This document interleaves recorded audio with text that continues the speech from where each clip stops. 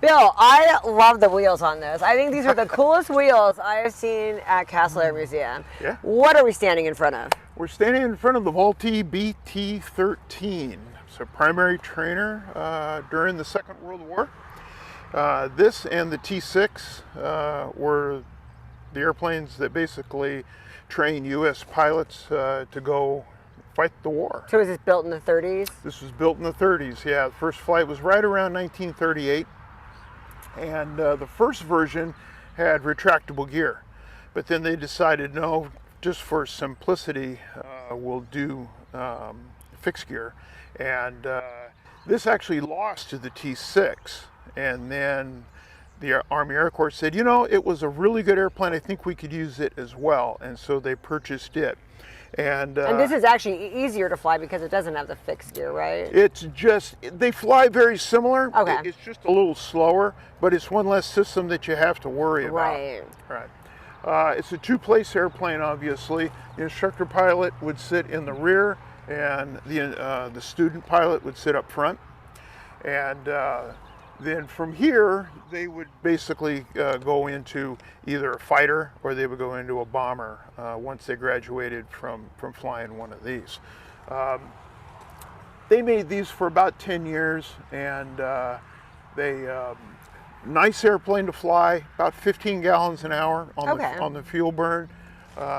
It's got a 9-cylinder motor on it, 450 horse, variable speed prop, which was a first for an airplane like this.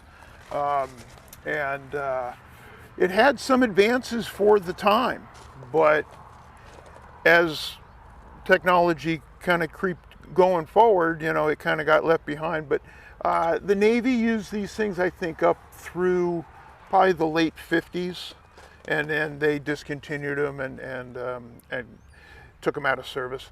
And then they went on the civilian market, and not all of them. A lot of them were crushed, but some of them did make their way to the civilian market, and there's plenty of them flying, you know, today. Still, wow, even this model. Yes, yeah. You go to most air shows, you'll see a You'll see one of BT-13. these. Yeah, you'll see a BT-13. Well, why do these have cool wheels? You know, that was just the training squadron markings that had it. And it matches. I love that. Exactly. This airplane needs a crew chief. Oh, so okay. yes, if any of your viewers out here. So anyone can volunteer for that position, right? Correct. And that's really awesome because then you Yes. have access to all of this. You get to come every open cockpit day, and Yeah, you get a lot of benefits, you know. you get to be part of the team. Yeah, you get to be part of the team. Exactly right. We're always looking for good people to maintain the airplanes. And something like this is really easy. Oh, yeah. You know, it's not like the Viper or the F-15 or the B-24, you know, that you can walk around this in a half an hour and give it a good bath and clean it. This is actually one of the airplanes that's going to go into the rodeo cover once we build it in phase one. Yeah, that and the T-6. Because we feel we want to put all the World War II era airplanes undercover. And this is one of them. So this will get a fresh paint job before it goes in. And we'll keep the wheels, right? We're going to keep My the wheels. favorite wheels. It'll be painted the canary yellow and the blue, and just like you see it, you know, here. And the colors vary. Is that what that just happens to be this particular plane, or were a lot of colors like that? Well, back then? most training airplanes were yellow and blue in that period. Like the T-6, a lot of them were yellow, but then they realized that, hey, if we don't paint them, we don't really need to paint them, we'll just leave them bare metal. They actually picked up some speed because it was less weight on the airplane. That's really interesting to know about, like that made such a difference. Oh yeah, you'd be surprised how much Wow. weight that adds to the airplane. Just the color, just that paint. Yeah, when you paint it. Wow. I heard that on a typical 747, there's like 68,000 pounds of paint.